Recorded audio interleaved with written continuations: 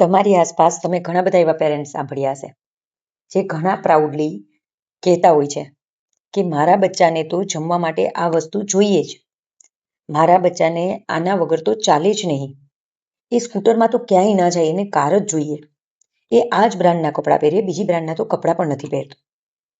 તો તમને લાગે છે આમાં આપણે પ્રાઉડ લેવા જેવું છે? પાછું ઘણા બધાની મમ્મા એ રીતે પ્રાઉડ લેતી હોય છે કે મારો બચ્ચું મારા વગર તો એક ડગલું પણ આગળ ના વધે. સવારે ઉઠવાથી લઈને સ્કૂલેથી આવે ત્યારે હોમવર્કથી લઈ કરવાનું, જમાડવાનું કે કંઈ પણ વસ્તુ કરવી હોય એને મારી જરૂર તો પડે જ. સાચું છે, આપણી જરૂર તો પડે જ. પણ આમાં આપણે જ્યારે પ્રાઉડ લઈએ છીએ ને ત્યારે બાળકોની સાયકોલોજી એ બની જાય છે કે હું જે કરું છું એ સાચું કરું છું.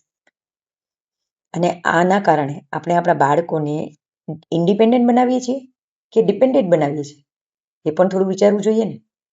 જ્યારે તમે બાળકને સંઘર્ષ જ કરવા નથી આપતા તો એ ડેવલપમેન્ટ કેમ થાય? કારણ કે એ તો આપણા ઉત્ક્રાંતિવાદનો નિયમ છે, જ્યાં સંઘર્ષ ત્યાં ડેવલપમેન્ટ પાકું. અને પાછા આપણે એમ કહીએ છીએ કે અમારા બાળકને અમે ભવિષ્ય માટે તૈયાર કરીએ છીએ. તો તમને લાગે છે કે આપણે એને ભવિષ્ય માટે તૈયાર કરીએ છીએ? કારણ કે તેના ભવિષ્યમાં તો એટલી બધી કોમ્પિટિશન છે કે જેના માટે એને તો અત્યારથી આપણા કરતાં પણ વધારે તૈયાર થવાની જરૂર છે. અને પાછા આપણે કહીએ અમને પોસાય છે તો અમારા બચ્ચાને આપીએ છીએ. તો એમાં ખોટું શું છે? સાચું છે, આ પોસાય છે તમને, તમારા બચ્ચાઓને નથી પોસાતું. બીજું, પેરેન્ટ્સ એમ કહે કે અત્યારે તો નાનું છે ને, મોટું થશે ને એટલે કરી લેશે. તો એ ક્યારેય નહીં કરે. કારણ કે જ્યારે તમે એને નાના હતા, સૌથી વધારે ફ્લેક્સિબલ હતા, ત્યારે જ કરવા નથી દીધું, તો મોટા થઈને તો એ કઈ રીતે કરી શકે? કારણ કે એની ફ્લેક્સિબિલિટી તો ધીરે ધીરે ઘટી જવાની છે.